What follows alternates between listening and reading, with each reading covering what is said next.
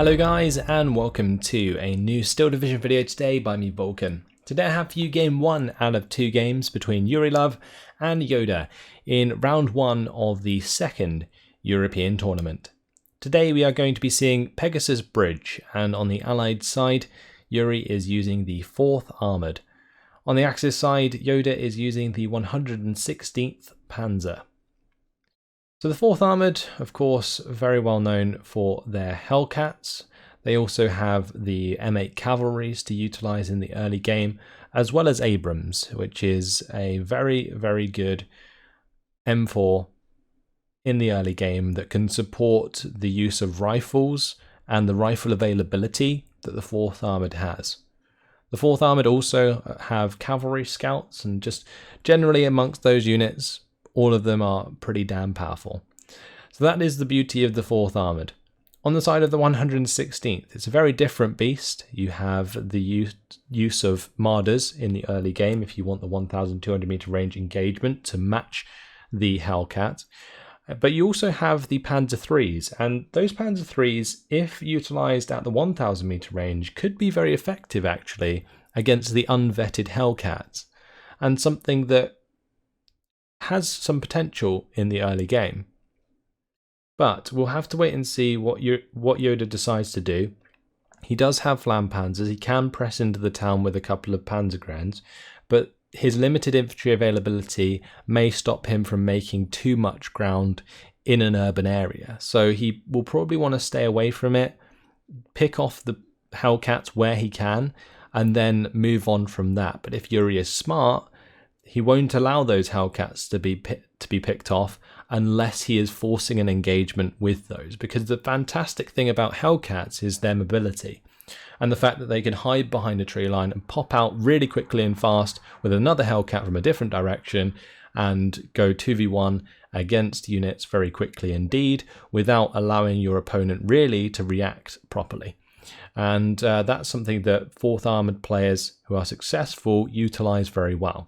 I'm personally really bad with the 4th Armoured. I find the Hellcats quite unreliable. I'm not too great at the whole M8 Cavalry M4 push. So let's see if Yurilove can pull that off today. But let's jump over to Yoda's side of things and see what units are being chosen. For the top side, it's going to be some Spearthroop with the 251. There's going to be a unit of Panzer Grenadiers heading to the town, assisted by the Flampanzer, a Panzer IIIM and a SBW 232. Further down we see the 250-10 with the Panzerschreck and another Panzer Grenadier and a Spearthroop for the very bottom side. So Yoda going to be utilising these half tracks to hold the front line forward, which is a risky strategy because if the half tracks die, you do lose a lot of ground and salience to your opponents. But it seems as though Yoda's relatively confident since he has had these units down from the very start, or close to. Over on the side of Yuri, it's going to be a Hellcat for the bottom side, accompanied by the Bantam, which is probably the only unit that I did not mention at the start. There is, of course, the Cavalry Scouts, the 3 units of rifles and command, Bazooka for the town, assisted by 2 units of rifles and a command, and on the top side it's going to be another 2 units of rifles, a Cavalry Scout, and a Recon with a Deep 30 cal. So, rifle availability certainly showing at the start of the game here for the 4th Armoured. Going to be trying to just spread out nicely, take as much ground as he can, and hold it against the pushes of the 116th Panzer.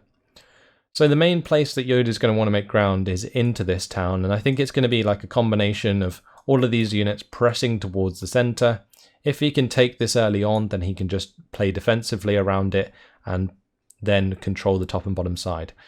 Because the good thing about controlling the centre town on Pegasus Bridge is it does allow you to kind of come out and hit the units on the bottom side and top side in the flanks quite easily. Especially on this top side, you can see that if you had, say, a vehicle here, look how good this orchard is for controlling this ground. It just gives you so much pressure. So that's something that Yoda may try and utilise. Let's just speed up the game a little, since this deployment has gone on for over 5 minutes, which is a rather long deployment. Not often you get them this long. But both players obviously just trying to work out exactly what they want to do, finalize their orders, get their units all tucked up to the deployment line, and off we go. So yeah, very even spread from Yuri, whereas it's going to be much more concentrated in the center here from Yoda, with just the half-track on the top and bottom side holding that forward. So as you can see with Yoda here, fast move, unload at position, move the half-track behind this building at the back of the town, keep it out of harm's way. It's exactly what he needs to do, and I'm glad he's trying to do so, because yeah, the half-track is all that's going to stop Yuri from making a lot of ground. So the Hellcat just sitting back, doesn't want to run into any AT guns or anything, since it does have a pretty low armor value. But here comes Yoda's concentrated push. We'll have to see if it can work out, because Yuri only has the armored leader and one unit of rifles standing in the way, and that is no AT to stop the Flampanzer. This Flampanzer can get extremely aggressive into this composition of forces from Yuri. That's actually something that I failed to mention, is that without the addition of cavalry scouts and the bazookas specifically, infantry is very scarce for AT on the side of Yurilove. So that's something that Yoda can definitely take advantage of with the Flampanzer if he decides to get aggressive. He is starting to move up these Panzergrens. We'll maybe eventually realise there's not too much here. And when you haven't been engaged at the centre of the town, that should be quite telling. Bantam is going to be pushing in hard on the bottom side, maybe looking for an engagement onto the 251, which is not fantastic since the 50 cal can kill a 251 quite nicely. 250-10, however, may be a different story, so moving that down to cover off against this Bantam may be a good idea. Otherwise, Yoda may be left without a front line on this bottom side, and this Hellcat may be allowed to kill the reinforcing Panzer Grenadiers that are coming in.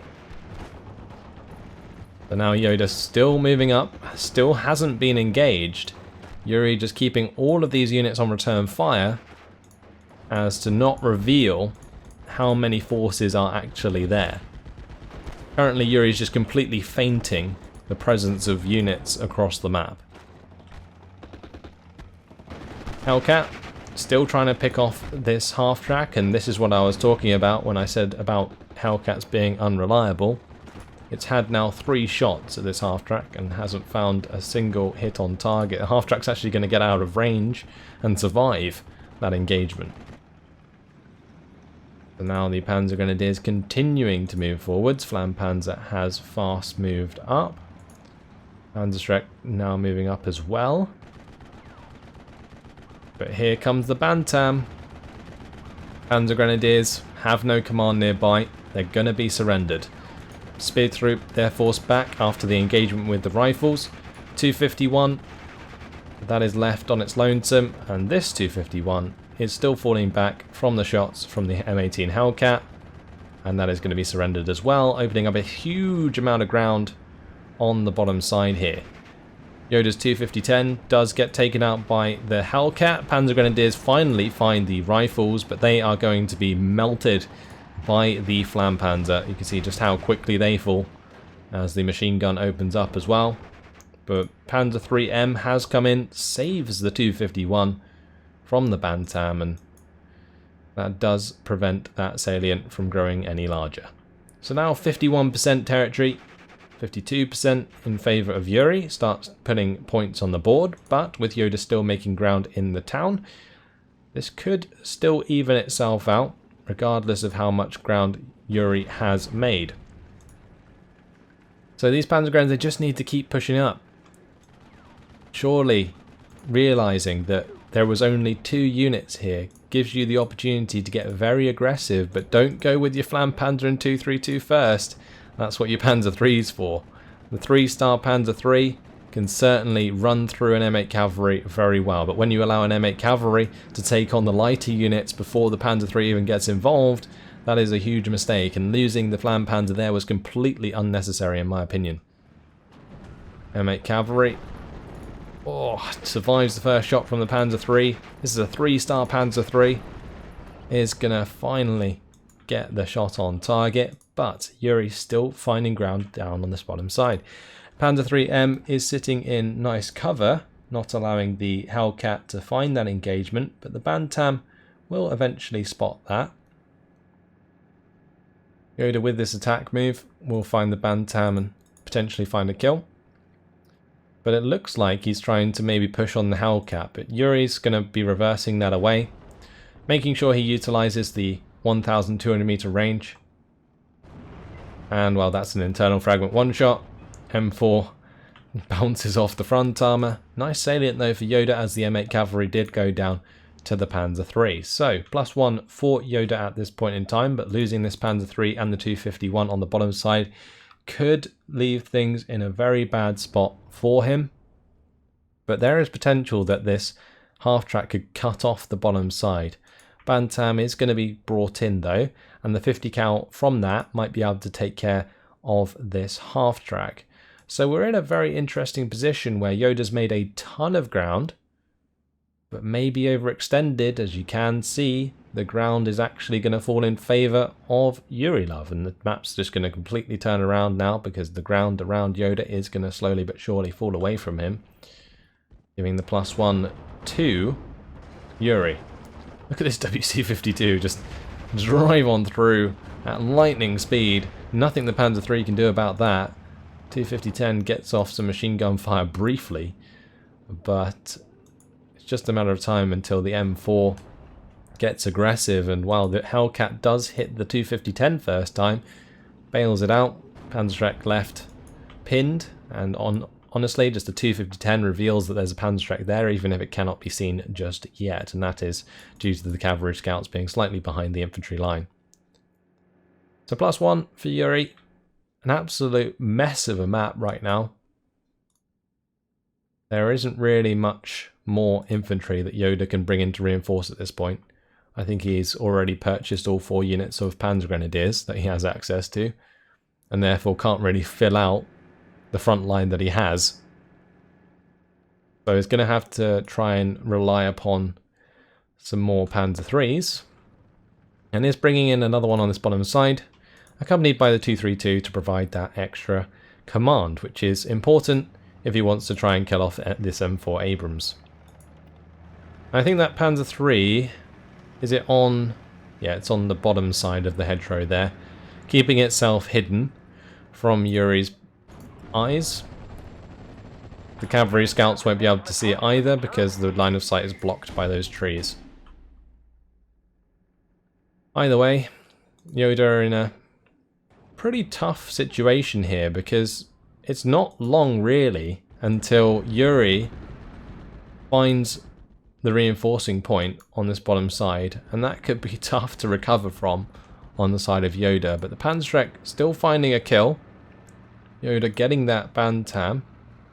Now the Panzerschreck, if it repositions properly, may be able to find a kill onto Abrams or the Hellcat in the future. Panzer 3. There's potential for a kill here at the 1,000 meter range. 232 alongside the Panzer 3 ripping those rifles to shreds. M4, can it take out the 232? This is an important engagement. Removing the veterancy from the Panzer 3 is so damn important, even if it's just forcing this 232 back, because a 2-star Panzer 3 is significantly worse than a 3-star Panzer 3. And the main reason for that is because the accuracy of a Panzer 3 is only 5 compared to a Hellcat, which is 6. And the base accuracy makes such a difference when it comes to veterancy. So cavalry scouts, they do find that fragmented Panzer 3. Now it's going to continue to push up and move this Panzer 3. Panzer 3 stopped because it was on an attack move. It's going to try and turn around and get away. Does manage to break line of sight. Might survive for the time being. M18 Hellcat though takes out the 258. May also get a kill onto the 259. And I feel like what happened here was Yoda was concentrating on the front line here. Wanted those units to reinforce all the way towards the mid of the map. But completely forgot that this Hellcat is cutting off all the reinforcements. And just lost 2 significant units for free. Which is a nightmare. This 232 is internal fragmented, and the WC-52 can take that out with the 50 cal, and that's exactly what's going to happen. Abrams will now be looking for the engagement with the Panzer III.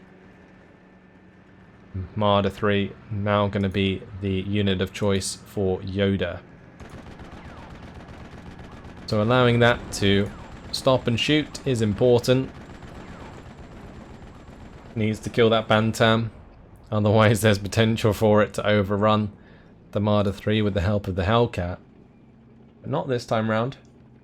This is an engagement we are going to have to watch, and I like the way that Yuri does have the armoured leader following the M18 Hellcat so that it maintains its veterancy. Cavalry scouts miss a bazooka shot onto the Panzer III, which was very significant. M4 now pushing up. Marder 3 gets a track will destroy. That's very, very good for the Marder 3, but still one shot in the barrel for both. Hellcat gets pinned down. Marder 3 should win that engagement over time. M4 though, ammo storage hit onto the Panzer 3. One shot pins down the Panzer 3, and that is a dead Panzer 3. And the bottom side of the map, surely that reinforcing zone is going to be captured.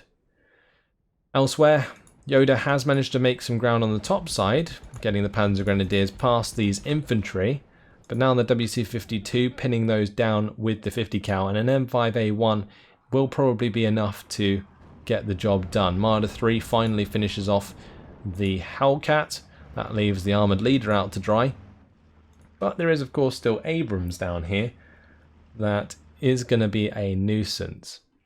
So Yuri currently sitting on the +1, 55% territory lead. It looks like it should be a lot worse because Yoda's positions, or Yoda's positioning of his forces, is significantly worse than Yuri's. Like, Yuri can reinforce his troops on this bottom side quite easily because he's covered by these tree lines.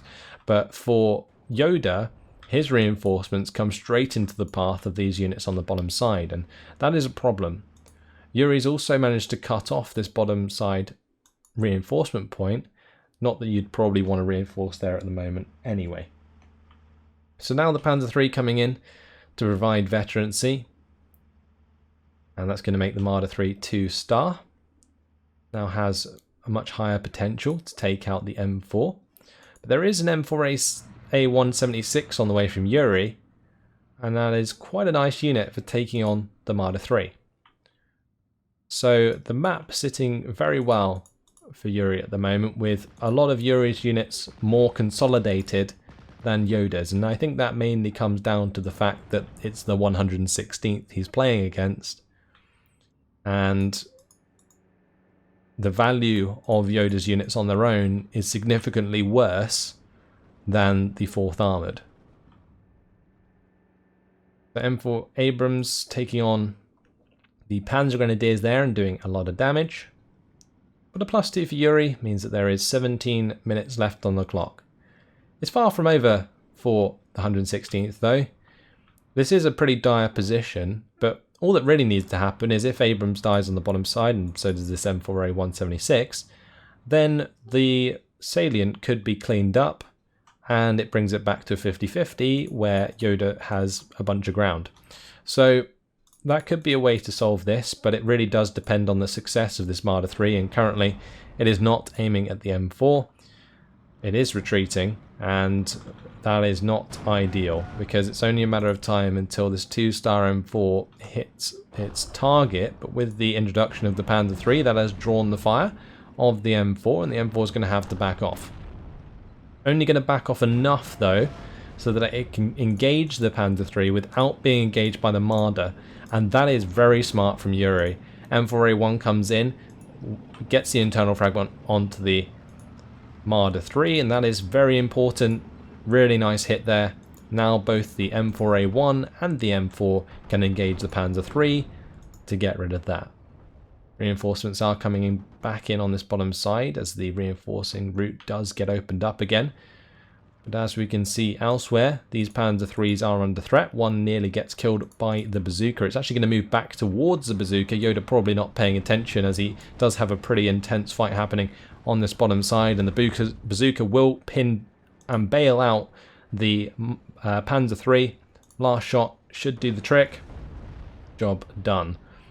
That's going to end up cutting off these forces, surely.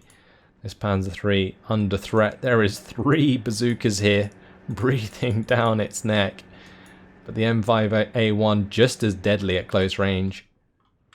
So looks like Yuri's just trying to sweep up the units that have made ground in the middle of the map whilst continuing the pressure on this bottom side. And it's very, very smart. One thing I do like though is the positioning of this Panzerschreck. Look at that. If a expensive tank comes rolling down this road to reinforce, that Panzerschreck could just pick it off. And that is something that Yuri will have completely overlooked and would not expect at all. The Panzer Grenadiers, they've opened up onto the rifles. Bit of a mistake there, I feel. You don't want them to reveal themselves, especially in that position, with an M5A1 and the Deep 30 cal able to fire on target. The only good thing about this is that it does mean that the M5A1 is distracted, and that may allow the Panzer 3 to engage it, but with the bazooka running forwards, Panzer 3 goes down. 232 probably not long for this world either, as all the bazooka needs to do is get into the tree line. M5A1 does find a shot at close range, but does not find the kill.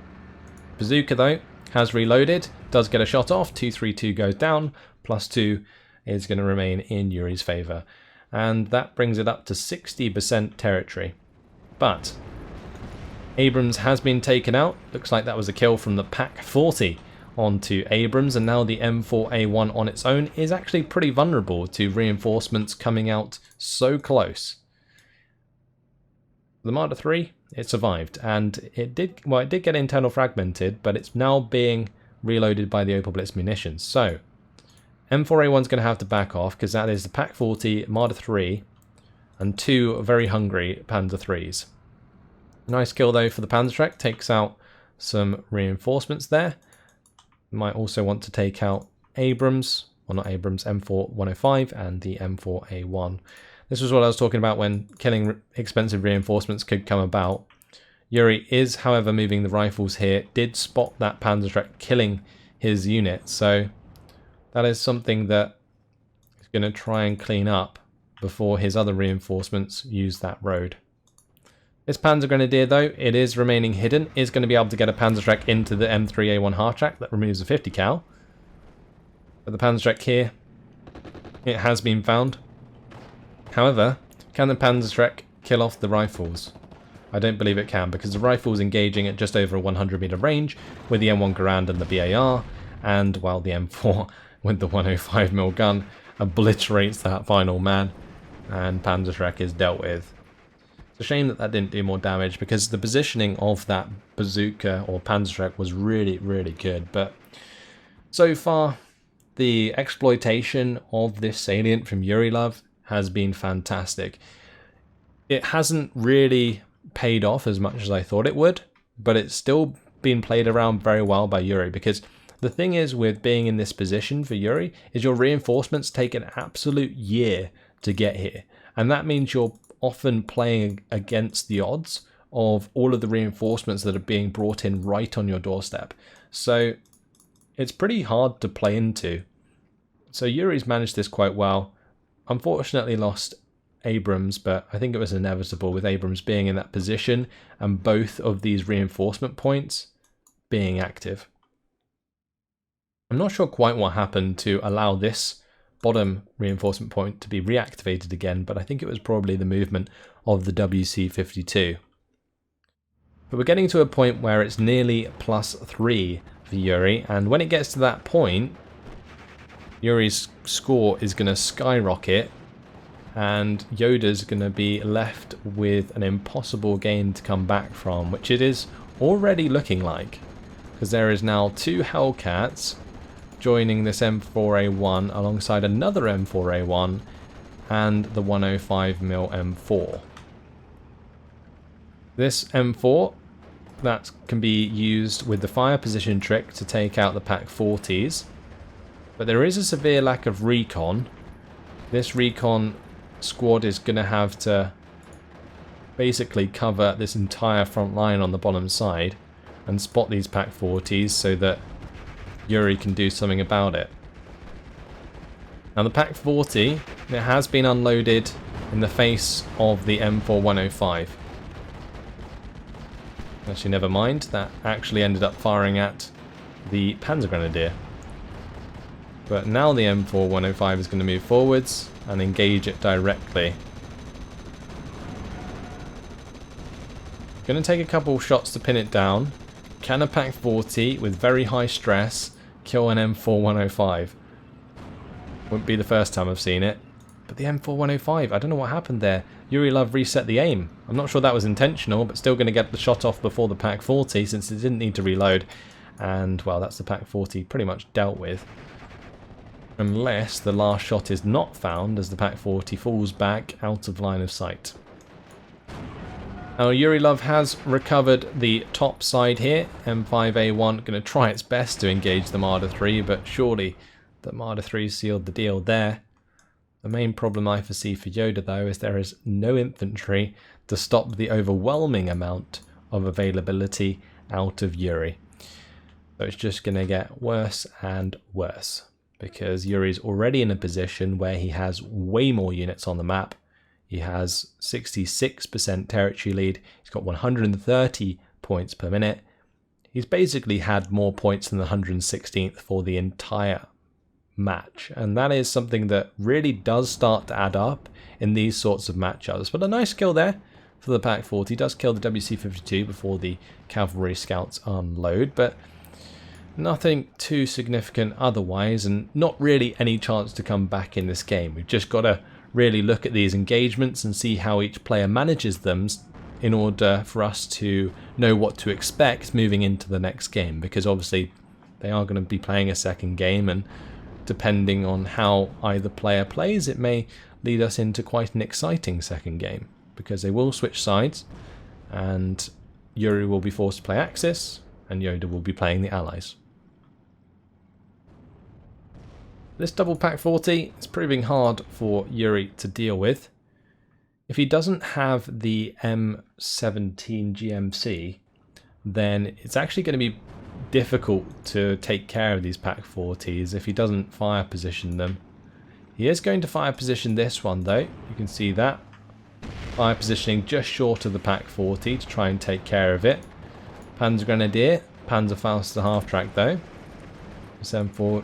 Going to just try and pin down that. Does manage to, but that's just what you've got to do with these M4s, and he has got a second one on the way. As long as he can keep eyes on these Pak 40s, they shouldn't really be a threat, and that's something that you just got to work around as the 4th Armoured. Now the engineers, they've managed to get into the town here. These Panzer Grenadiers won't last very long in a 100 meter range engagement due to those guys having the 20 HE power grenades. M5A1 is going to be pushing in up here. M4A1 also now joining those two M5s. So only a matter of time until that top side is also broken, but with a Jagdpanzer on the way, it may take a little while, but 4 minutes until Yurilove claims victory in this game. Just an absolute dominating position. Really liked the way Yuri focused on this bottom side. Focusing on one side of the map rather than the center of the map always is a better idea. And the main reason for that is because you cannot be flanked from at least one side of your push, which means it's much easier to control. So here you can see we've got this line of tanks that are all facing like this direction towards this Pak 40. And that basically stops any units flanking from the top side or from the right side. Doesn't have to worry about the bottom side because that's the edge of the map. Whereas with Yoda, he was in the middle of the map and therefore could be attacked from the top side, the bottom side, and from the left. In the end, he got dismantled just from the left on its own, but that does leave you in an overextended position, which when you're trying to bring in reinforcements is very awkward. And that's exactly what happened. Like the M18 popped the reinforcements as they were coming in because he was trying to reinforce the middle and he'd already lost the bottom side where he was being outflanked. So that's basically what happened tactically during this game. That's basically the tactical rundown. Now we're just sort of seeing the dregs of the match as each individual engagement I'm basically judging in order to determine how the second game is going to be. This M5A1 going to be taking a side shot towards the Jagdpanzer. We'll want to get out the way of that main gun though, as it does turn to engage the M5 in the mid. Maybe not. M5A1 comes around the corner as well. That one was successful with the side shot at closer range, and the Jagdpanzer 4 is dealt with. And well, that's what another thing that I was mentioning is that the 116th, it does struggle to have like unit value as well as a decent economy. And those two things combined makes it very difficult to use against a division that has both of those, a good economy and good units that are survivable on their own. So like the Jagdpanzer, for example, on its own suffers because it's a self-propelled AT gun, and therefore it can be hit in the side armor quite easily. Whereas all of the units on the side of Yuri, like Hellcats for example, they're fast, they can aim quickly, and that allows them to be caught out less often. Same deal with the M4A1s, M4s, all that good stuff. And well, there goes Armada 3. Panther is now on the field though. Panther G might be able to clean up some of these units, but you can see that the Hellcats will just be moving away nice and quick and probably won't have to worry about it too much. One of the Hellcats does go down. Of course, these Panthers do have 7 accuracy base, which is pretty damn good. So wasn't missing that target. But 40 minutes left now on the clock for Yuri to win this game. Ticking up with the +3, the 72%, 73% territory lead, almost a +4. Would be a +4 at 75. M4A1 though, successful in track wheel destroying the Panther G. B26B, that's going to be strafing the Pack 40 and stopping it from killing the M4105. And since this is a Panzer 4, Hellcats can outrange it. It's not going to have a good time. And after 27 minutes and 25 seconds, Yuri is victorious. So congratulations to Yuri, takes the first game from Yoda. I don't think Yoda just was able to get going and was successful in the center. But like I mentioned, due to Yuri having that bottom side, cut off reinforcements and just allowed Yoda's units to be picked off. 2,115 kills to 1,095 losses. So, Hellcat, this was the one that picked off those reinforcements, and that is a lot of half-track kills. The 258 and 259 going down way too easy. Abrams did take out one of the Panzer IIIs, but then got killed itself. This cavalry scouts that moved into the bottom side killed off 2 more Panzer IIIs. That was probably unnecessary from Yoda, but that mainly came down to the fact that Yoda had run out of infantry availability to really cover his tanks and prevent that from happening. M5A1, that got a lovely amount of kills there. 3 Panzergrands, 3 half-tracks. This one took out Armada 3. We also saw an M5A1 take out the Jagdpanzer. So these Stuarts, certainly MVP of this game. In terms of losses, the Panzer III did take out some Bantams. The Bantam pushes were actually dealt with quite well by Yoda, I feel. And other than the mistake of losing the Flampanzer, pushing through the mid went really well for Yoda. And I think he sort of realised eventually how little there was defending it and took advantage of it. So that was nice, but just couldn't quite have the same effect that Yuri did in cutting off the reinforcements because of the positioning on the map. And into the late game, there was just really not much that he could do. Most of his units were outclassed at that point, and well, when the Panther G came in Phase C, that just got targeted by multiple tanks all at once, and that's what happens when you allow the 4th Armoured to get more cost-efficient engagements. You just end up outnumbered, and your singular units are never good enough to stand up on their own. And there you have it. That's it. So an interesting game, certainly plenty to talk about. we'll move on to the second game and see if Yoda can bring one back on Yurilove. But until then, hopefully you guys have enjoyed it. Thanks for watching, and I will see you in the next video. Goodbye.